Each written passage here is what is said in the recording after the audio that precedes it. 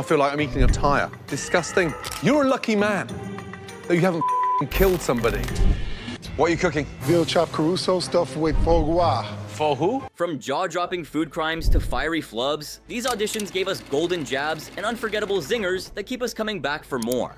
My advice to you, continue dating chefs because you're never going to be one. No. Is the mashed potato brown with some of that hair gel because the lamb's upright? It's you on a plate, right? Remember when Chef Ramsay and Joe had to stage an intervention over Chris's beer cheese soup? Leave that beer here.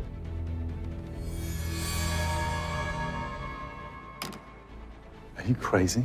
You'll be dead if you eat a bowl of that. You would be dead. You can't eat a bowl of that.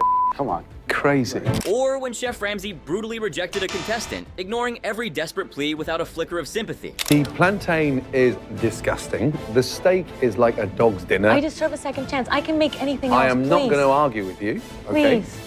3 no's, you've got no chance. Or when one of Joe's ex-girlfriends graced the show. What do you do for a living? I'm a witch. Or one of mine. What is that? It's a monkey. Or remember the lady who served uncooked brick-hard instant noodles to Gordon Ramsay, Joe Bastianich, and Graham Elliott, and stood by it? We're gonna eat raw ramen. I mean, I ate it, that's fine. And what about this delusional woman? I'm the kitchen witch. Oh, very nice. Witch. So you put magic in the food? Of course. Kitchen witch? Yeah, turns out her magic trick was making flavor vanish. This video is full of such screw-ups. Buckle up, it's about to get spicy. This is not the kind of place I want to find a hair in my food. Absolutely. Honey soy vinaigrette on the right-hand side. Amusing and shocking.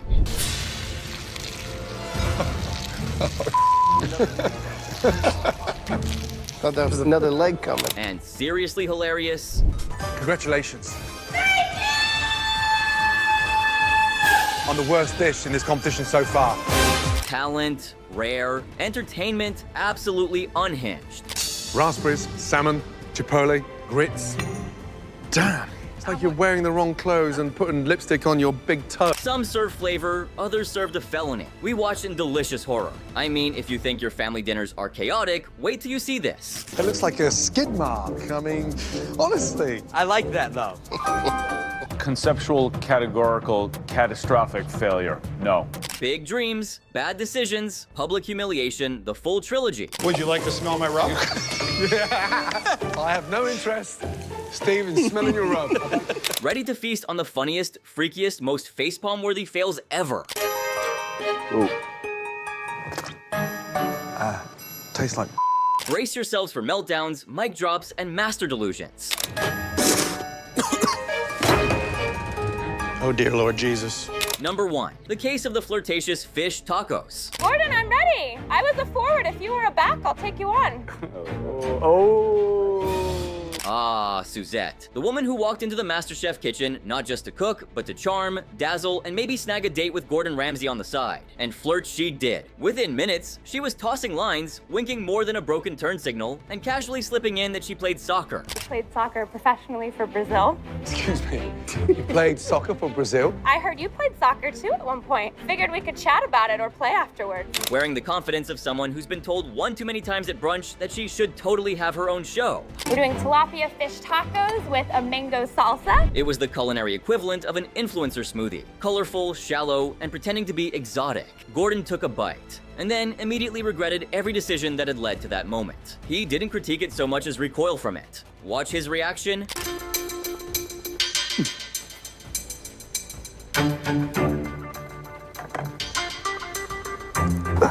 That's him rejecting her advances as well. In fairness, Suzette did ask the judges how she could improve.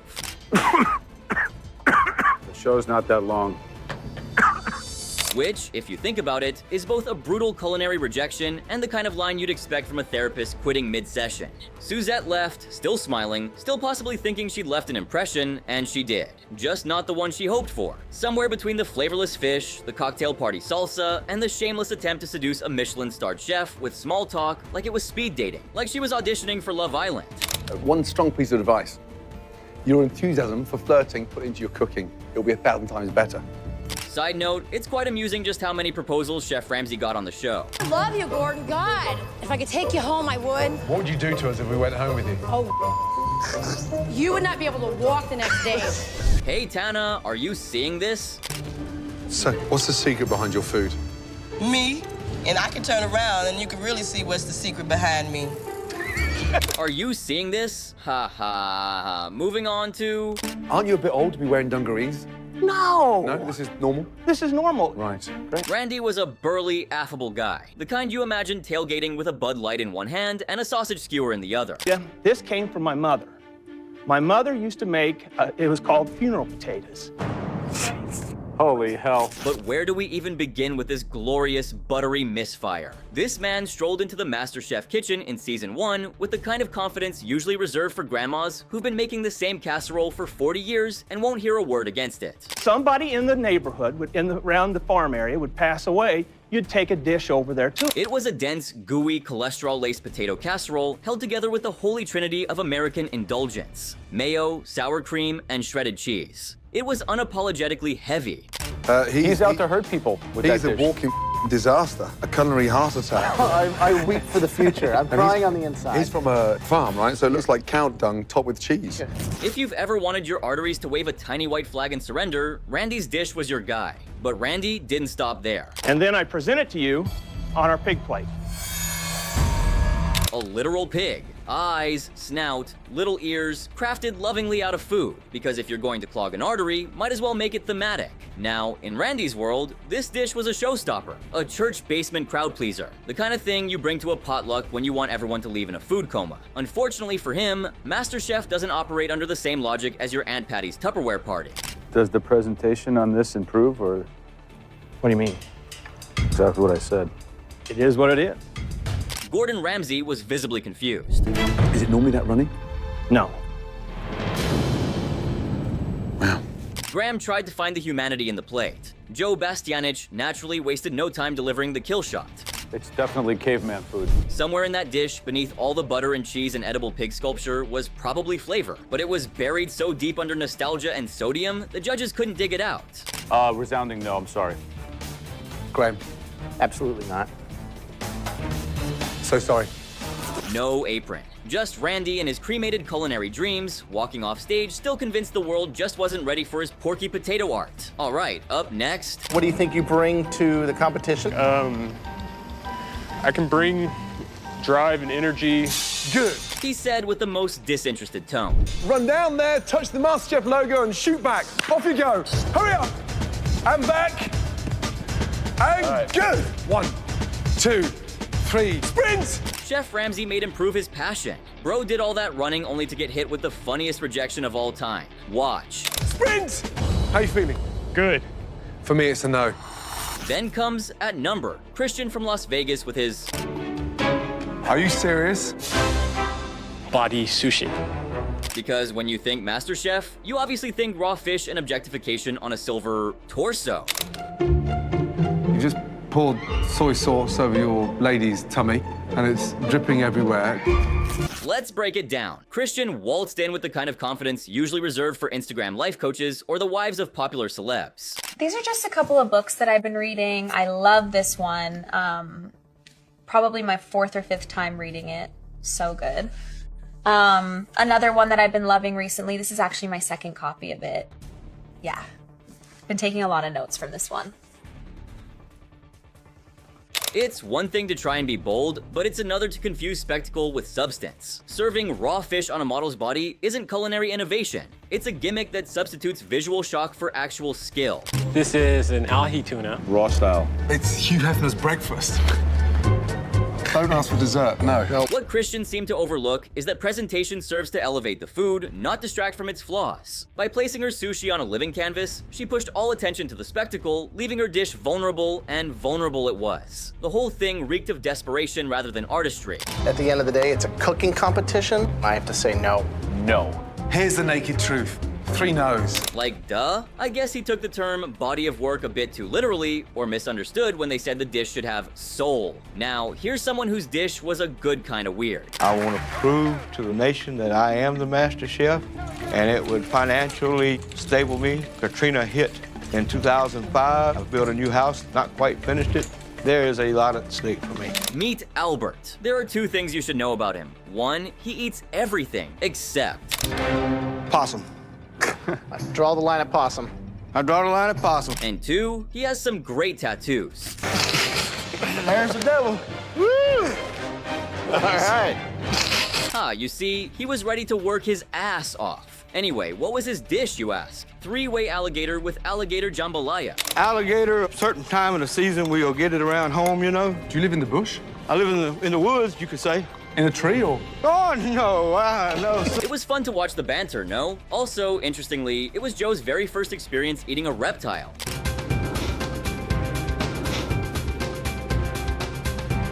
And how did he like it? I thought this was a joke.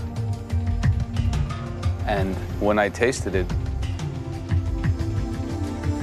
it's delicious. Guess what's coming after that long, dramatic pause?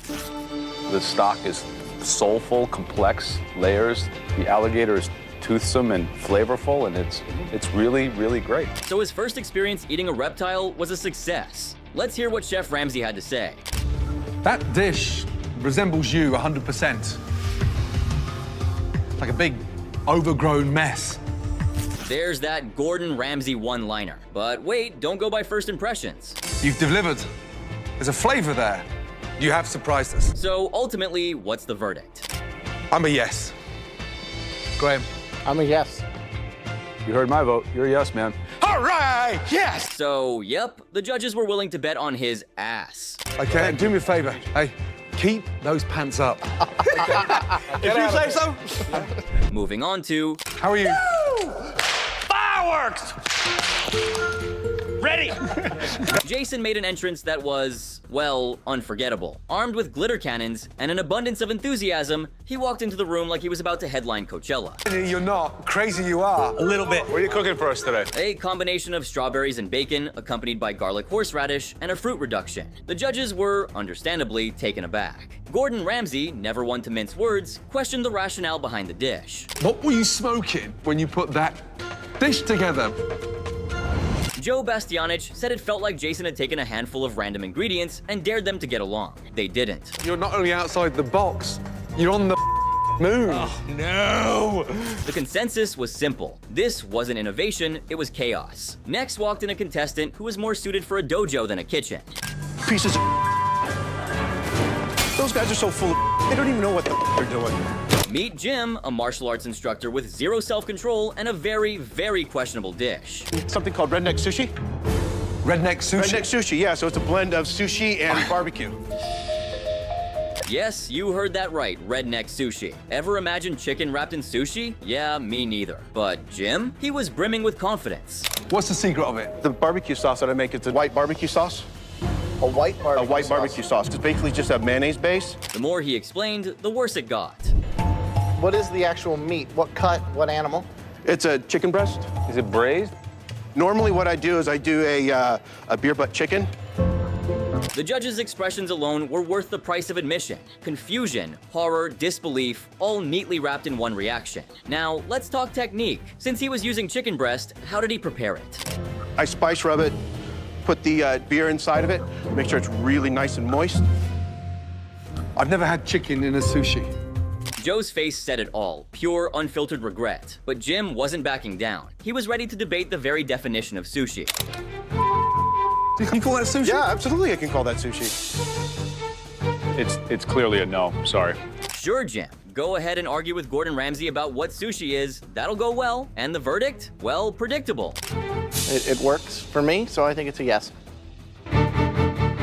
Graham looked like he half expected Jim to throw a punch. That yes was painfully reluctant. So how did Jim take the rejection? With grace, obviously?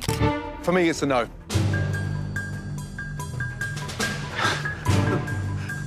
Pieces of... Oof, that was terrifying. So much so that even the judges looked a little shaken. That guy's gonna come back and kick your ass, man. Security! Meanwhile, Chef Ramsay, sitting back, laughing in his black belt. And now, time for more drama. It is extremely fulfilling to see how the kids progress. Start off with all the clans involved. Aside from being a teacher, my passion is cooking. Edgardo, the soft-spoken school teacher from Burbank, a dish that was basically his personality on a plate. Calm, clean, thoughtful. He cooked live Dungeness crab with a mango and cucumber salad. And where is the fat on a crab? Actually, when you open up the shell, The purse. the first layer in between those two That's where the sections fat over on the there. crab is? That would be the I fat. didn't know that. I didn't know that Did you either. know that? No. Now, here's where things got interesting. Joe liked it. Actually, he really liked it. He said it was honest and well prepared. You could tell he appreciated the restraint. I think that the purity of the cooking technique of the crab, you have combined the essence of what lightness in crab can be. The crab is amazing. It was a resounding yes, but Gordon and Graham, not sold. There's not really a whole lot to it. There's not really a dish. There's not a ton of different layers, so to me, it's a no. Bullshit and vague when he said this while tasting. Yeah, it's delicious crab. Thank you so much. To be able to take this and to try to finesse more flavor out of the crab itself. Edgardo respected the ingredient, kept it fresh, and let the flavor speak. That's a skill too, just not the kind that makes for dramatic TV. He didn't make a statement dish, but maybe not every plate needs to scream for attention. It's a no. Thank you. Masterchef needs to see more. More drama. But in a kitchen full of people trying to set the stove on fire for the sake of screen time, someone like him might have been refreshing. Too bad subtle doesn't trend. And yes, this time I really sided with Joe. What about you? Up next, Basil with the carrot cake, huh? Yes. Relax. Don't look so nervous. He doesn't bite.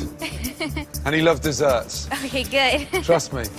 Samantha McNulty showed up in MasterChef Season 3, Episode 1, with a bright smile, a mini carrot cake, and youthful optimism. She was 18, fresh out of high school, and ready to prove she could hang with the big leagues. The judges didn't hate it. Graham said it was moist. Chef Ramsay appreciated the lightness. Let's hear the verdicts. However, I don't think it's MasterChef quality. So for me, it's a no. Was Joe on the same page? Let's see. Samantha, I think your cake is actually quite good. So based on that, I'm going to say yes. I'd like to see what else she can do in this competition. And then Gordon, ever the showman, pulled the classic MasterChef twist. He called in her parents before breaking the tie and delivering the final verdict. We're all stuck in between a rock and a hard place. This competition is fierce, and it's highly competitive. Cue the soft music and the producers whispering, tears. People, we need tears. In walked her mom and dad, grinning with proud parent energy. Don't let the bow distract you. She can do it. So, Chef Ramsay's ultimate verdict? I would like to see you come back next year. So, he brought them in to witness the rejection for no real reason other than emotional theater. I don't think you're quite ready for the next stage of the competition. You know, you're new to this. It was awkward. Not because she cried or stormed off, she actually handled it with more grace than most people would. It was awkward because it felt unnecessary. I think you will grow. Thank you very much. Bye, guys. Thank you. Thank you very much. No, it's okay though. I didn't get the apron, but I'm super inspired to continue. This is America's Next MasterChef next year. But all that for what? To make her rejection sting a little more? To get a cutaway shot of mom looking disappointed and dad holding back tears? Reality TV loves a good emotional roller coaster, but this one felt cheap. You don't need to stage a family intervention just to say, not this year, kid. MasterChef loves to pull these stunts. How many people are you with? 11. Could you go get them, please? Your heart's in those cookies, guys. It's a no. Then there was Audrey from Texas. Wow. That is dope. Look at Joe, he looks like a granddad. Each one had a caricature of a judge's face lovingly and alarmingly piped onto it. Is Joe smiling or not? I actually found one picture on the internet of you smiling. Bloody hell's bell. And you need a bigger base for Graham. Pick Come me eat up. some cake! It looked like a school art project gone rogue, and the judges had a good laugh out of it. Damn it. Graham just keeled over in his cake.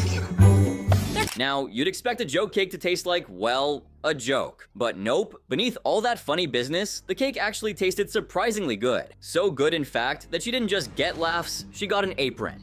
It's actually delicious. I mean, really delicious indeed. This is the best thing we've eaten today.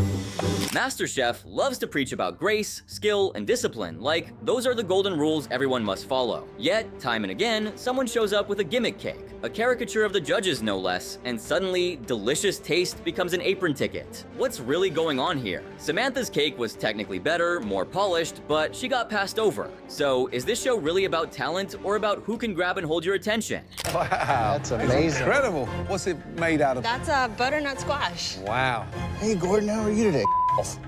What's your take? Next is Mike, and he came in riding, lassoing attention like it was part of the challenge. The judges looked half amused, half confused, and honestly, same. You are kidding me. Praying that he's not cooking that thing. His dish? A pan-seared venison, creamed potatoes, and haricot vert. The presentation was good. The dish received glowing reviews. You easily could put that same dish, plated a little differently, and it's like a classic European-based dish. And I think that you're gonna have what it takes, so I'm yes. As for Joe, he said, I'm just skeptical on the ability to really go far. but he took a bet and said yes eventually. And Chef Ramsay? You are 100% resounding yes. 3 yeses. Thank you, Chef. Thank you, Chef. Showmanship and skills? Mike knew the secret to the Masterchef apron. Up next... I'm cooking Greek wedding soup. Wedding soup. Are you married? I'm not married yet. No. All right. Do you have a girlfriend?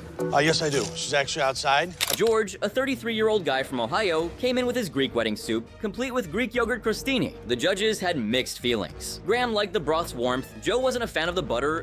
I couldn't think of anything more of the antithesis of grease than butter. And Gordon found the meatballs a bit odd. So normally they roast or lightly saute the meatballs off first with a bit of colour so you get a bit of flavour in the broth. Yeah. Graham gave a yes, Joe a no, and Chef Ramsay, he pulled out the apron. George, I am not giving you an apron. He got his girlfriend excited and all, only to have that sadistic pleasure of watching the enthusiasm deflate. But right after telling him he wasn't moving forward, the producers rolled out the red carpet for his girlfriend Maria. But I want to be the only chef to cook for you for the rest of my life.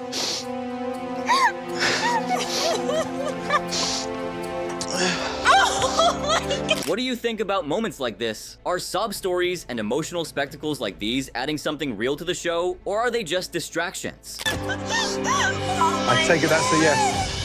Yes, oh my God, oh my God. I love you, sweetheart. And would you pop the big question to your girlfriend on national television if you had the chance? Is it romantic? Is it corny? And do we see tears in the infallible Joe Bastianich's eyes? Wow. Anyway, Spill, I'm all ears. And while you share your thoughts in the comments, let's take you to the latest season of MasterChef, Generations, a clever little twist on the usual format where the apron hopefuls were split by age brackets. First up from the millennial camp, Lexi Martone, a 30-year-old nail salon owner from Long Island. Kitchen wedges in the house. Drop the cauldron.